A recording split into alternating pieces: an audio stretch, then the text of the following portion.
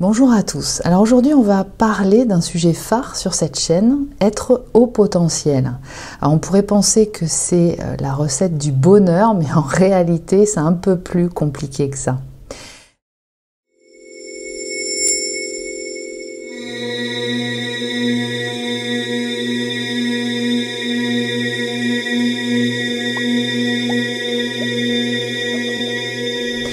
Mais avant ça, permettez-moi de me présenter. Je suis Cécile Ricolo et professionnelle en relations d'aide, psychopraticienne, spécialisée en hypnothérapie concernant différents troubles et fonctionnalités bloquant le processus évolutif humain. Je suis coach en développement personnel. Je suis spécialisée en neuroatypicité, profil de haut potentiel, hypersensibilité et leur couple. Et j'ai développé une méthode d'accompagnement qui permet l'amélioration du bien-être global de la personne. Émotionnel, au niveau physique, au niveau psychique aussi. Et le développement des formes d'intelligence inaccomplies qui en résultent favorise la montée en compétence de la personne dans les différents aspects de sa vie et son processus évolutif. Et cela se traduit par des évolutions concrètes en fait de qualité, de perception et réponse comportementale de la personne. Alors si vous souhaitez plus de renseignements concernant mon activité, la technique thérapeutique que j'utilise, les formations en ligne aussi que je crée, les ateliers que je propose aussi, l'agenda en ligne pour prendre un rendez-vous, je vous invite à consulter le site internet que vous trouverez dans le lien en barre d'infos. Et pour être sûr d'être informé de toute mon actualité, je vous invite aussi, si vous le souhaitez, à vous inscrire dans la mailing list, dont vous trouverez le lien en barre d'infos aussi. Alors on en revient à notre haut potentiel. Le paradoxe du haut potentiel. Imaginez-vous avec un cerveau qui fonctionne comme une Ferrari, mais avec des freins de vélo.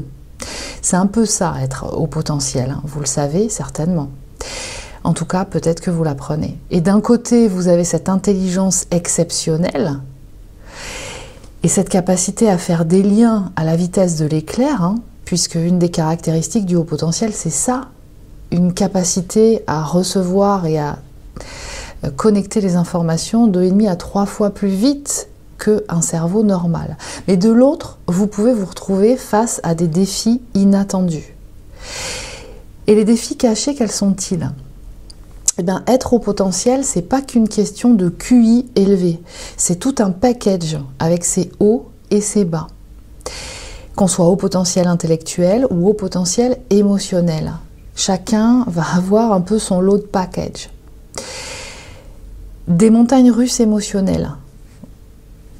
On peut avoir une hypersensibilité qui peut être écrasante dans certains aspects de sa vie, en particulier. Des difficultés relationnelles, parce que trouver quelqu'un sur la même longueur d'onde que soi, c'est pas toujours évident. Et parfois, des troubles associés, comme la dyslexie ou le TDAH, ou d'autres encore. L'importance de l'accompagnement, quand on a un profil de haut potentiel. Contrairement à ce qu'on pourrait croire, les hauts potentiels, ils ont besoin d'aide aussi et de soutien. C'est pas parce qu'on est brillant dans certaines formes d'intelligence, et je vous invite à aller écouter d'autres vidéos sur cette chaîne qui parlent justement des différentes formes d'intelligence en fonction du profil de haut potentiel. Et donc c'est pas parce qu'on est brillant et qu'on a des formes d'intelligence accrues qui nous donnent des facilités dans certains domaines qu'on l'est dans tous. Il faut un développement sur mesure. Chaque haut potentiel est unique. Je le sais bien parce que j'en accompagne depuis très longtemps, avec ses forces et ses points à améliorer. C'est là qu'intervient l'accompagnement personnalisé.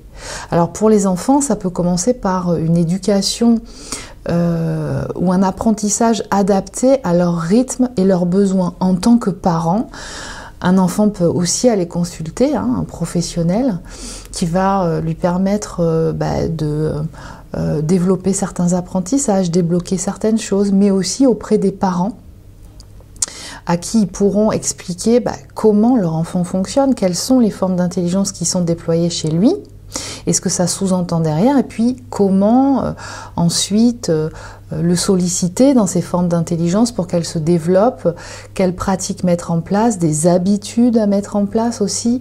Et on sait très bien que ce qui est très important, c'est de permettre à l'entourage aussi de savoir, de connaître tous les tenants et les aboutissants justement de ces problématiques.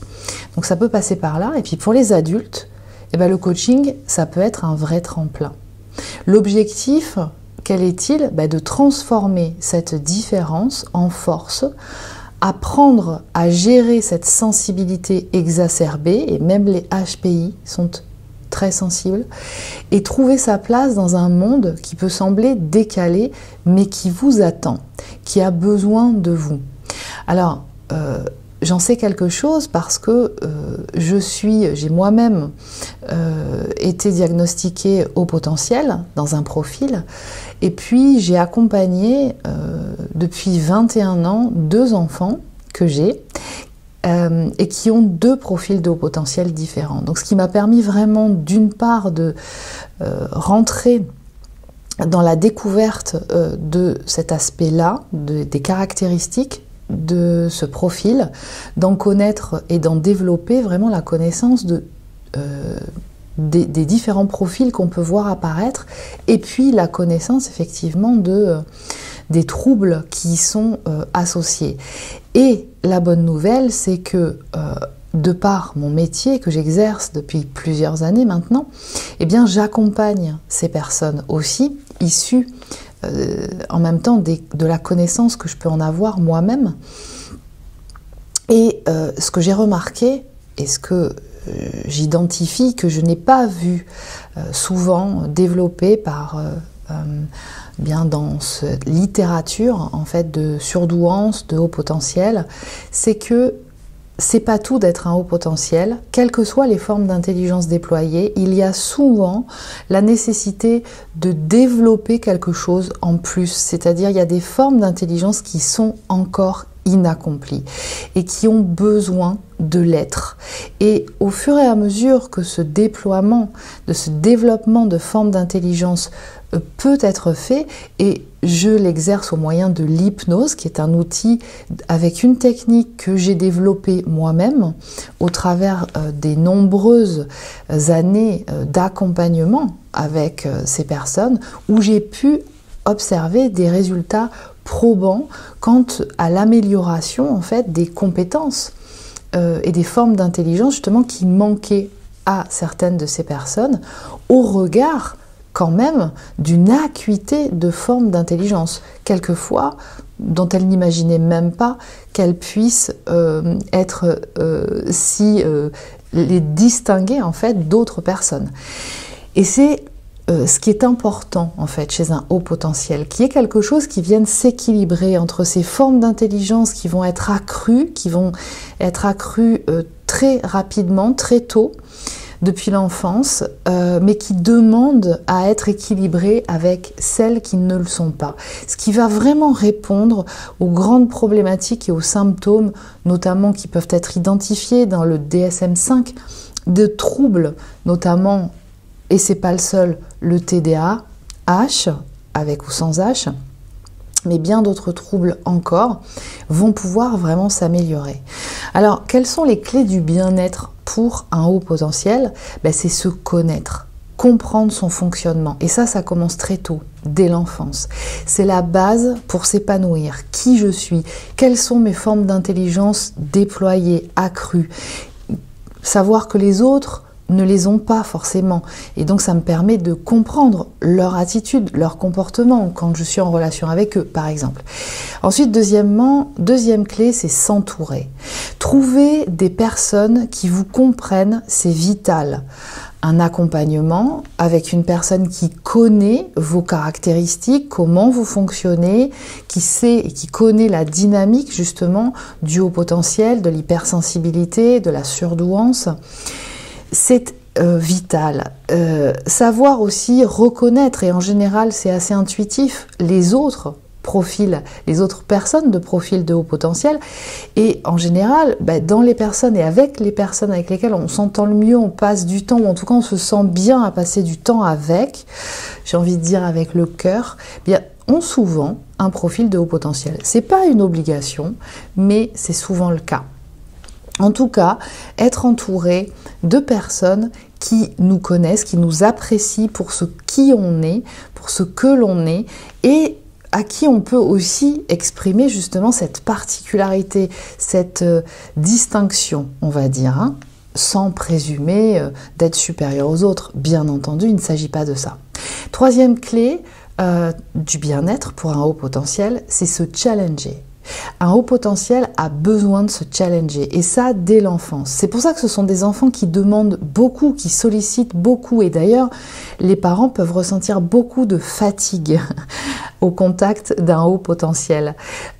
Ça n'a rien à voir avec l'amour qu'ils peuvent leur porter, mais c'est vrai qu'il y a beaucoup constamment du lever jusqu'au coucher, des sollicitations, une envie d'être stimulé, d'aller découvrir plein de choses.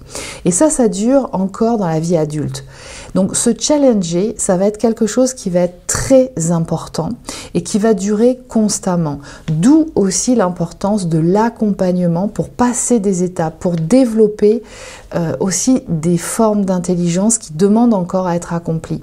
Se challenger, pourquoi? Parce qu'il faut stimuler son cerveau. Un haut potentiel, il a besoin de ça, qu'il soit HPI ou HPE. Il n'a pas besoin que de stimuler son cerveau, il a besoin aussi de stimuler son corps, parce que chez un HPE, il y a aussi certaines formes d'intelligence qui lui permettent d'accéder à la conscience corporelle et la conscience intellectuelle qui ne sont pas encore suffisamment sollicitées. Mais stimuler son cerveau, ok, mais pas au détriment de son équilibre. Donc attention à ce surinvestissement d'activité mentale.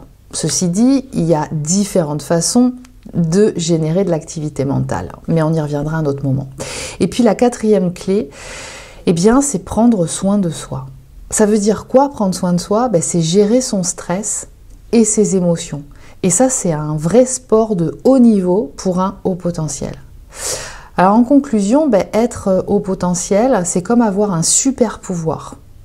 Ça peut être génial, mais ça demande de l'entraînement et du soutien pour vraiment en tirer le meilleur. Alors, si vous vous reconnaissez dans ce portrait, n'hésitez pas à chercher et à solliciter de l'aide d'une personne qui saura vous accompagner dans vos évolutions de vie, quelles que soient les phases de votre vie et quel que soit votre âge. Et j'insiste là-dessus, parce qu'il n'y a pas d'âge pour se faire accompagner. Vous n'êtes pas seul, et avec le bon accompagnement, vous pouvez vraiment faire des étincelles. Et n'oubliez pas, votre différence est votre force. Cultivez-la, chérissez-la et vous verrez, elle vous mènera loin.